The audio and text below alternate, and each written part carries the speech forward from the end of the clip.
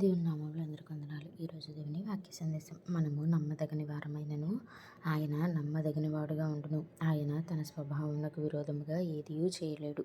తిమోతికి రాసిన 2వ పత్రిక 2వ అధ్యాయము 13వ వచనం. ఇక్కడ మనము నమ్మదగని వారం. నిజమే కదా అండి. మనం అనేక సార్లు మాట ఇచ్చి తప్పే వారంగా ఉంటాం.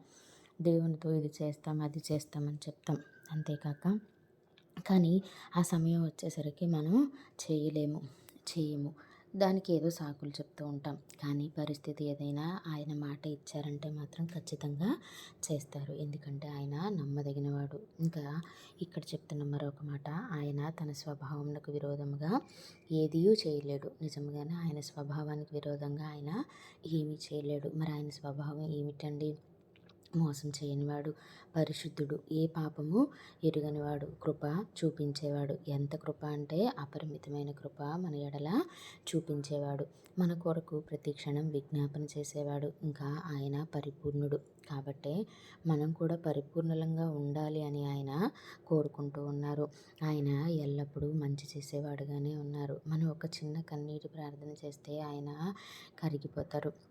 మనకి ఎంత కష్టం వచ్చిందో ఆ కష్టం అంతట్లో ఆయన మనకి తోడుగా ఉంటారు. దాని నుంచి తప్పించేవారుగా ఉంటారు, విడిపించేవారుగా ఉంటారు.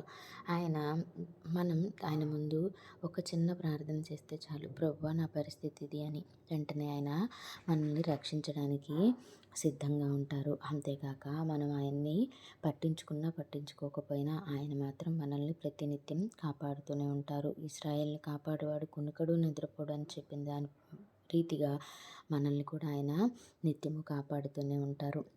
మరి అంతటి ప్రేమామయుడైన దేవుడికి మనం ఏమి ఇవ్వగలం?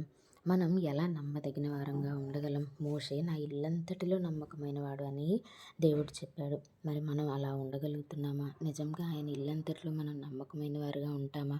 ఒకవేళ మన గురించి ఆయన సాక్ష్యం చెప్పాల్సి వస్తే ఏం చెప్తారు? దావీదు నా హృదయానుసారుడైన వాడు అని చెప్పారు. అలాగే అబ్రహాము విశ్వాసులకు తండ్రి అని పిలిచారు. మోషే నా ఇల్లంతటిలో నమ్మకమైన వాడు అని చెప్పారు. దానియేలును నీవు నాకు బహుప్రియుడవు అని చెప్పారు. మన గురించి చెప్పాలంటే ఏమని చెప్తారంటారు? ఒక్కసారి ఆలోచించండి. మనం ఎలా ఉన్నాం? ఆయన దృష్టిలో అసలు మనం ఏమిటి? మనం ఎలా ఉండాలి, కానీ ఎలా ఉన్నాం? ఆయన నమ్మదగినవాడుగా ఉన్నారు. మరి మనం నమ్మదగిన వారంగా ఉన్నామా, లేకపోతే ఆయన్ని మోసం చేసేవారుగా ఉన్నామా? మనం ఏం చేస్తే దేవుడికి ఏం తెలుస్తుందిలే అనుకునే వారంగా ఉన్నామా? ఒక్కసారి ఆలోచించాలి. ఏ క్షణం మనం ఉంటామో, ఏ క్షణం వరకు మన జీవితం ముగుస్తుందో మనకు తెలియదు. మరి తర్వాత నిత్యము మనం ఉండవలసిందే ఆయనతోనే. మరి దానికి కావలసినటువంటి ఆ క్వాలిటీస్ని మనం సంపాదించుకున్నామా లేదా? ఒక్కసారి ప్రతి ఒక్కరూ వారికి వారు పరీక్ష చేసుకోవాలని కోరుకుంటున్నాను. అలాగే ప్రతి ఒక్కరూ ఆయన ఎలా అయితే ఇదిగో నా బిడ్డ అని చెప్పి మనల్ని పిలవగలిగేలా ప్రతి ఒక్కరూ ఉండాలి అని కోరుకుంటూ వందనాలు.